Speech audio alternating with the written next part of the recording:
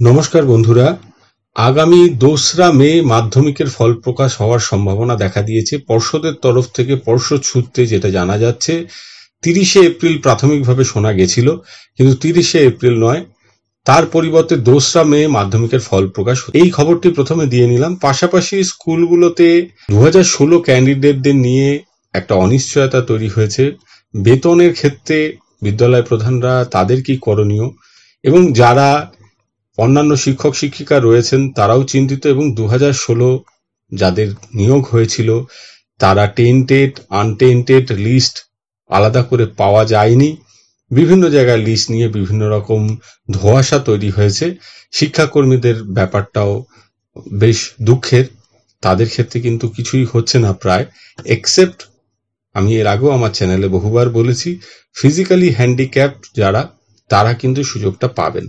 তবে এই ব্যাপারে খুব টু দি পয়েন্ট যে ইনফরমেশনগুলো পাওয়া যাচ্ছে বিভিন্ন ডিআই অফিস সূত্রে, সেটা হচ্ছে বেশিরভাগ ডিআই অফিসেই কিন্তু কেবলমাত্র who have not specifically been found to be tainted, অর্থাৎ যাদের বিরুদ্ধে এখনো পর্যন্ত কোনো অভিযোগ পাওয়া যায়নি, কেবলমাত্র তাদের নামের তালিকা পৌঁছেছে। ডিআই অফিস স্কুলগুলোর থেকে বিভিন্ন জেলায় দেখা যাচ্ছে যে তারা ২০১৬তে যে সমস্ত শিক্ষকদের নিয়োগ হয়েছিল তাদের তালিকা চাইছে।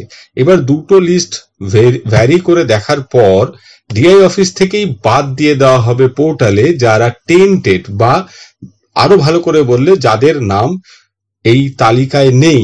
তালিকায় যাদের নাম আছে কেবলমাত্র তাদেরই বেতন হবে, যাদের তালিকায় নাম নেই তাদের ধরে নেওয়া হবে যে তারা টেন্টেড। পাশাপাশি যারা ফিজিক্যালি হ্যান্ডিক্যাপড কোটায় চাকরি পেয়েছেন, কোটাটাও ফিজিক্যালি হ্যান্ডিক্যাপড হতে হবে। টিচিং নন টিচিং স্টাফদের মধ্যে যারা টেন্টেড নন, তাদের মধ্যে ফিজিক্যালি হ্যান্ডিক্যাপড কোটায় যারা চাকরি পেয়েছেন তারা বেতন পাবেন। অর্থাৎ নন টিচিংদের ক্ষেত্রে ফিজিক্যালি হ্যান্ডিক্যাপ যারা, সেটা আমি এর আগেও চ্যানেলে বলেছি, আমার চ্যানেলে বহুবার বলেছি, সুপ্রিম কোর্টের অর্ডার দেখিয়ে বলেছি যে ফিজিক্যালি হ্যান্ডিক্যাপ যারা তারা পাবেন।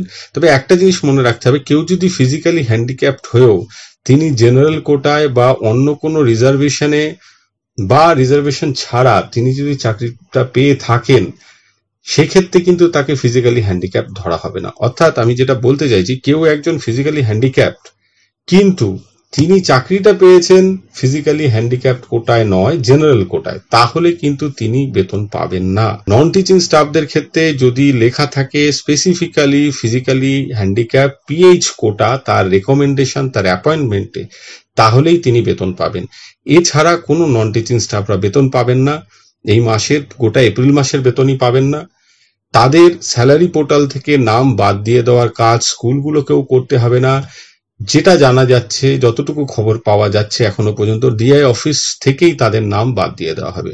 অর্থাৎ টেন্টেড এবং সমস্ত নন টিচিং স্টাফদের নাম ডিআই অফিস থেকেই আইএসএমএস সিস্টেমে বাদ দিয়ে দেওয়া হবে এখনো পর্যন্ত যতটুকু খবর। তাহলে পড়ে থাকবে যে নামগুলো, সেই নামগুলো ২০১৬ সালে তারা specifically not found to be tainted, তাদের মাইনে করা যাবে। এবং এই সময়সীমাটা একটু অপেক্ষা করুন, এই কাজটা ডিআই অফিসগুলোর করতে সময় লাগবে, তাদেরও লোকবল কম।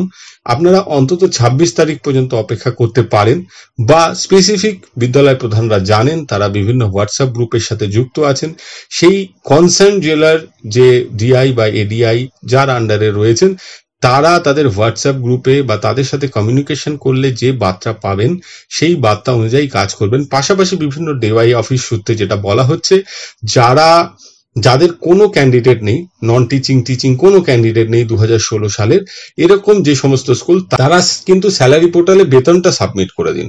তারা আটকে রাখবেন না কাজটা, কারণ একসাথে সমস্ত স্কুলের চাপ পড়লে তখন কিন্তু পোর্টালটি কিরকম ব্যবহার করে, কতটা সময় লাগে আপনারা জানেন, সেক্ষেত্রে একটু সমস্যা হতে পারে। কারণ এই মাসের, এপ্রিল মাসের বেতন মে মাসে বা এপ্রিল মাসে কত তারিখে হবে, শেষের দিকে হবে না মে মাসে চলে যাবে, এটা নিয়ে কিন্তু সকলে একটু উদ্বিগ্ন, কখন বেতন হবে, অন্যান্য সাধারণ শিক্ষক শিক্ষাকর্মীরাও।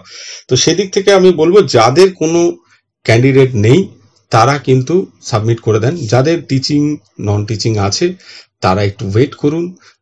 এই নামগুলো বেশিরভাগ ডিআই অফিসে কিন্তু ডিআই অফিস থেকেই বাদ যাবে। তারপর আপনারা স্যালারি সাবমিট করবেন। তাহলে এই বিষয়ে আপনাদের সাথে যেটুকু সংবাদ পেয়েছি সেটুকু কমিউনিকেট করলাম। সকলে ভালো থাকবেন, সুস্থ থাকবেন। ধন্যবাদ।